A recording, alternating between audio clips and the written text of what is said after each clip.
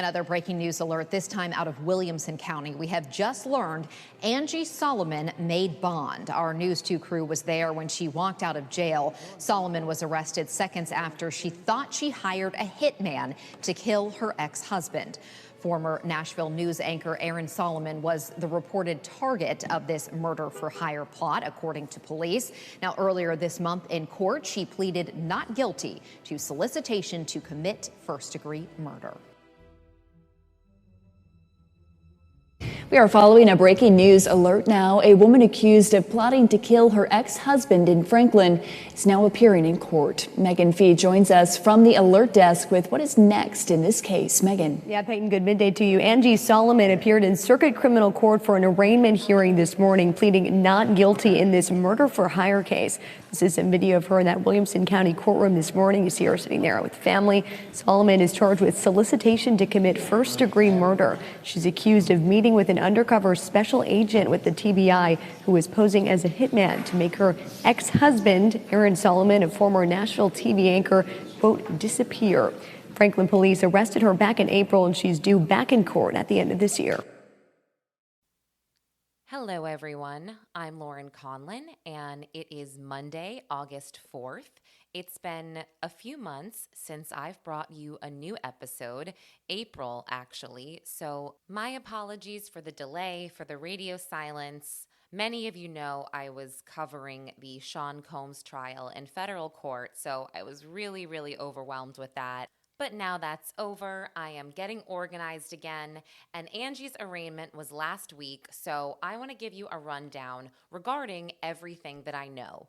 And as a side, I know that there is a very annoying disclaimer before every single one of these episodes. I apologize, skip through it. It's just something that had to be done.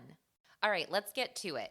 So back in April of 2025, Angie's bond was reduced from $500,000 to $250,000. And Angie was able to post that, and she was released in the middle of May under very tight house arrest rules. GPS monitoring, an ankle bracelet, no access to phones or the internet. Now, she had an arraignment last week, and she pled not guilty. But something I noticed that the local media is not reporting on is that Williamson County added 2 new charges. And I'm going to go over these charges. But first, I really want to just express my opinion here that I truly believe Angie needs to request a venue change, or her attorneys need to request a venue change. My opinion is that I don't see how she's going to get a fair trial in Williamson County after the history. Angie has been very vocal, as you all know, about her distrust in law enforcement in this area, as well as the community. Angie believes they turned their back on her when it comes to the death of her son, when it comes to the allegations that Gracie made against her father, against the school, Grace Christian Academy. I mean, Angie really has been screaming here for decades. Additionally, one of the new charges against her involves a judge in that county. So it seems inappropriate to have her trial there. Additionally, I just feel like the entire community knows who she is, so jury selection could be difficult. Now, I guess you could also play devil's advocate where you could say, hey, a lot of the community does know who she is and they side with her. They feel bad for her. They don't blame her. They think that she was put in a horrible position. So I guess you could also take that chance.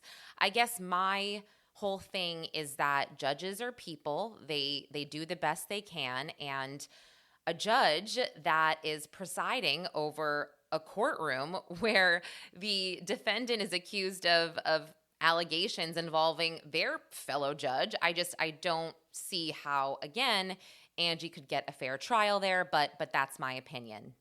In July of 2025, a grand jury decided to indict Angie on 1 count of solicitation of first-degree murder and 2 counts of retaliation for past action. The witnesses for the state were Kyle Brink from the Franklin Police Department and 2 TBI agents, Logan Corbin and Sean Adkins. And the prosecution here, the assistant district attorneys are Jennifer M. Mason and Sean B. Duddy.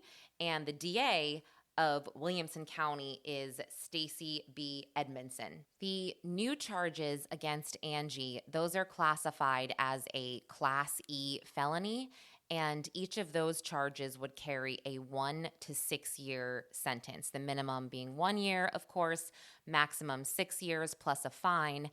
And then the solicitation of first-degree murder in Tennessee, that is a Class B felony, and the minimum sentence there, I believe I've said this previously, but it's 8 years, and the maximum is 30 years.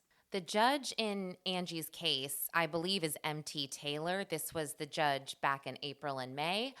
But I just want to remind everyone that judges have so much power in these criminal cases. I mean, not only do they officially decide the defendant's sentencing if they're found guilty, and of course, they take case law into consideration, arguments from both sides, but the judges also essentially are the ones that are making the decisions on what type of evidence is let into the trial. So, I mean, you could have a great jury, but if certain pieces of evidence are not allowed in because of the judge's rulings, then the jury's not going to see that. So what is it going to matter, and vice versa?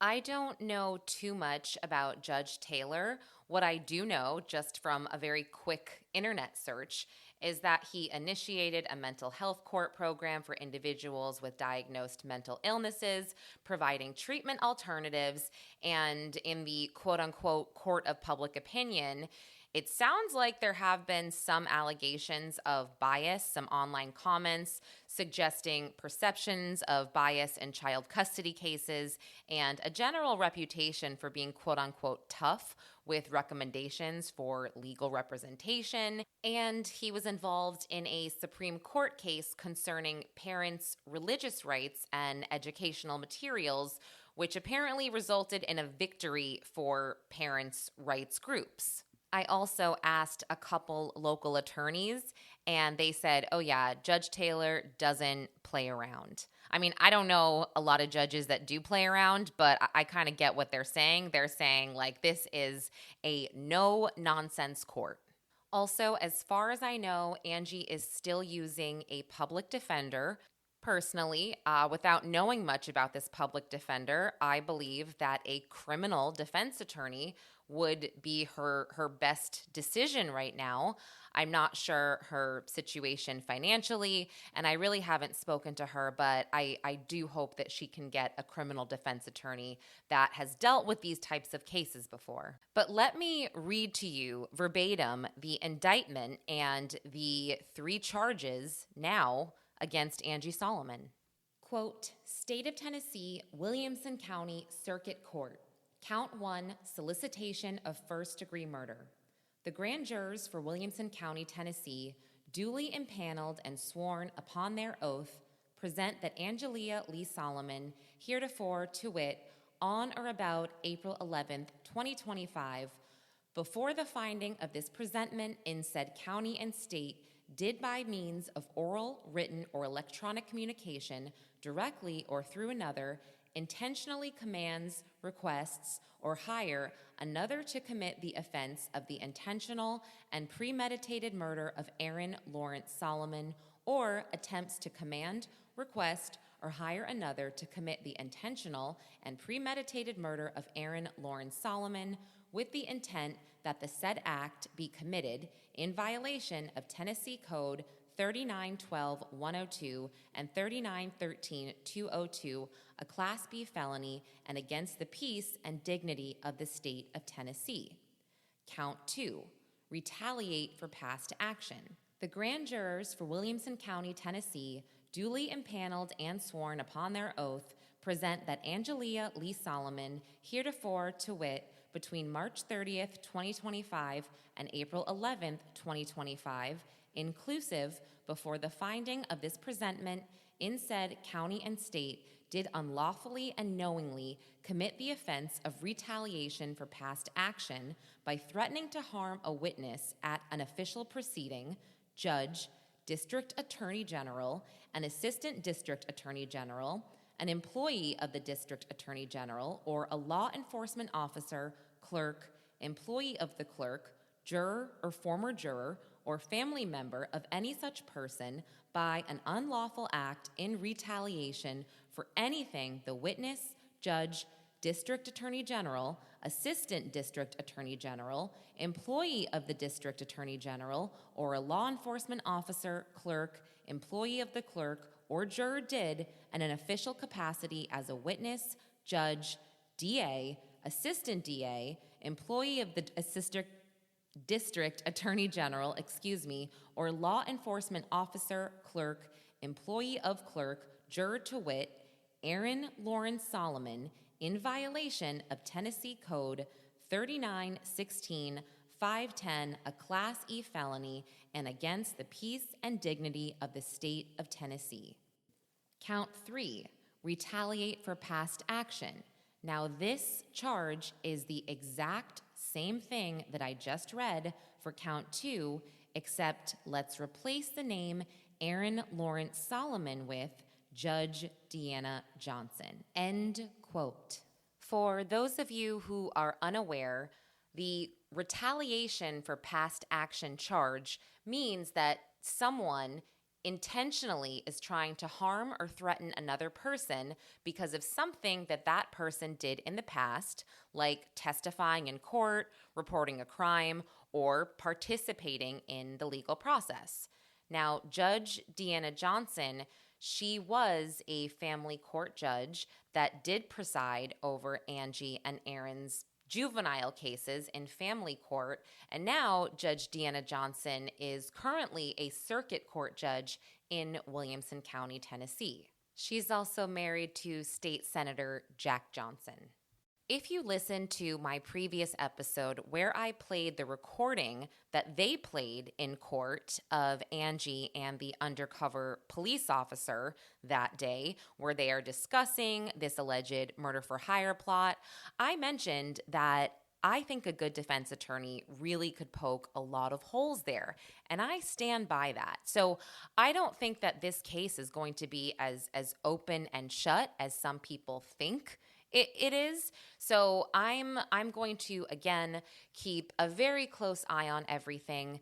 Angie has another pretrial hearing on August 27th, and I'm not certain, but I believe this is when they're going to start discussing discovery and evidence and getting some dates on the books there with what the deadlines are for certain pieces of discovery. So this is probably going to be moving to trial.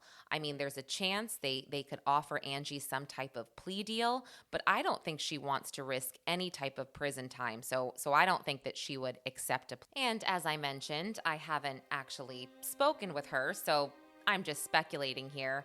But yes, I will be following this as best I can. I will post updates when I have them, and I want to thank you all for sticking with me. All right, guys, thanks again for listening. I will see you soon.